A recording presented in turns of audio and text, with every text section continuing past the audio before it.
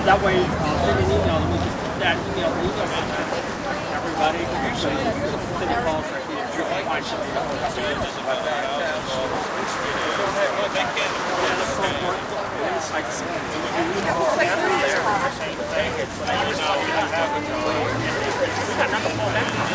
Oh, so no way to take it out.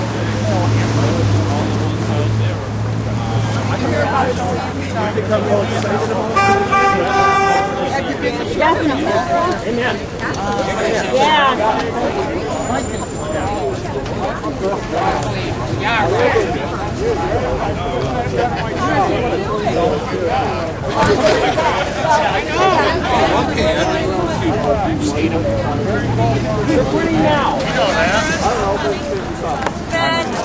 Who doesn't know when to shut up? Huh? I said if you're worried, I said I'm like my husband, just my dad. Yeah. Unaccustomed as I am to public speaking. Any garbage or anything, try to keep the place clean. That would be great. Safety, if we can stay clear of the roads as much as possible. We don't want anyone to get hurt. I would say, if any of the pedestrians are trying to walk through, just let them go. Don't bother anyone. Hopefully they'll stop. Peaceful rally, we all know that. And I think situational awareness is a good thing too. So keep an eye on each other if anyone...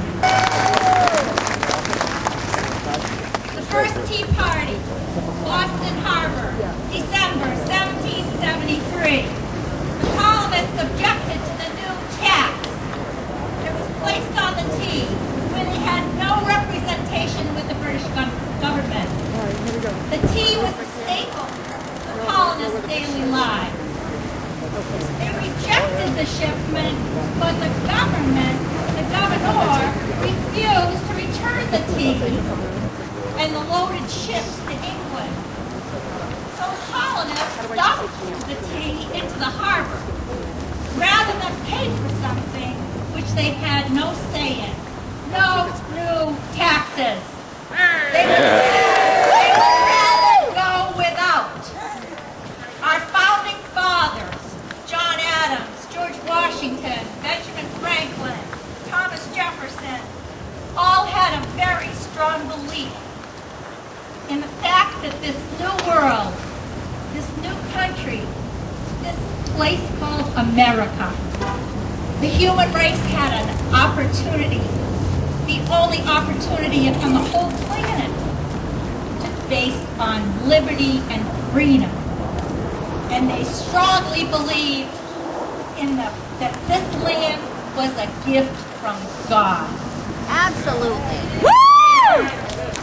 They were very concerned that people would eventually become complacent and be satisfied with a monarchy type of government.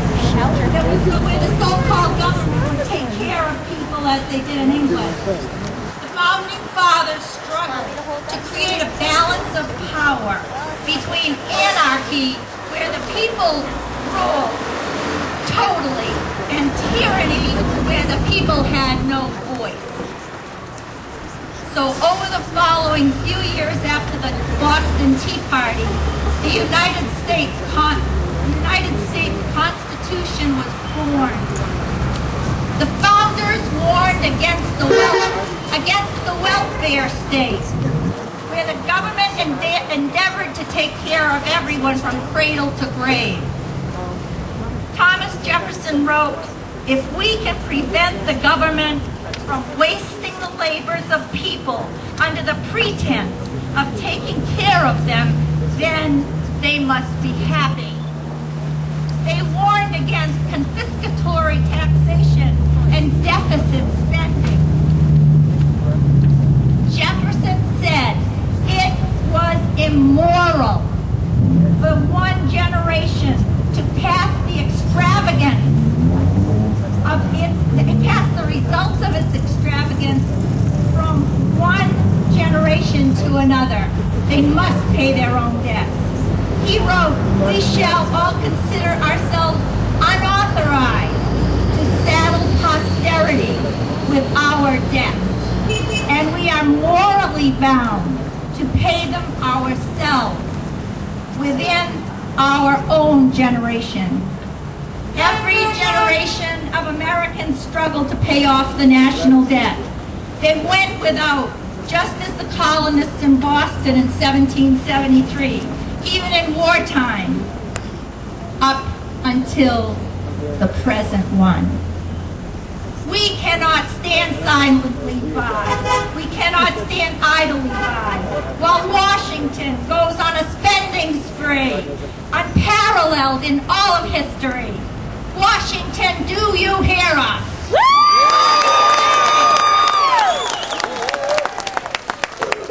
Freedom isn't free. Thank you, and God bless America.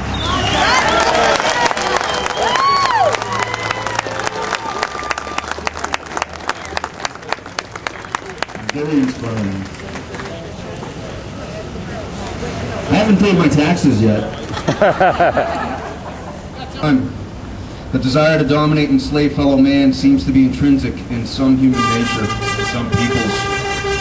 You only need to read history to understand it. Our forefathers knew this, and at one point in time decided that the tyranny of England was a burden too great to bear, so they took action. I believe a new form of tyranny has been happening in America in a subtle yet very crafty way. Our children have been indoctrinated that a view of America, that America is not a great country. In fact, they're being taught that our forefathers and past generations of great Americans are being remembered for what they did wrong and not what they did right. Washington elitists are telling us that what we must and must not do. The thought police are telling us what we can and cannot think. It feels like I've lost my American identity in some way. I think it's political correctness and it's gone mad. We pay our taxes. We expect our government officials to honor its obligations to represent us honestly, ethically, responsibly, and above all, to protect us. Our government, however, has abrogated these responsibilities.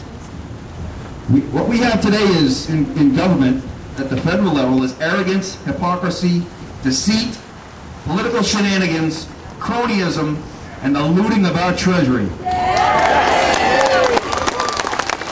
our treasury. Just like this house is our house right here. I'm going to give you an example, what I think is one of the larger examples of taking from our treasury. I call it the American Recovery and Reinvestment Act of 2009. It's a $780 billion stimulus bill. No one read it. Every Democrat voted for it. And it's a needless waste of our tax dollars. I'm going to give you some examples of what's going on with this money. And I do have information to back this up if anybody wants to see some of that. City of Pawtucket, Rhode Island has been trying to cobble together funds to pay for a skateboard park and a tennis and baseball court upgrades for several years. On March 6th, the city, which has a $5.2 million school budget deficit,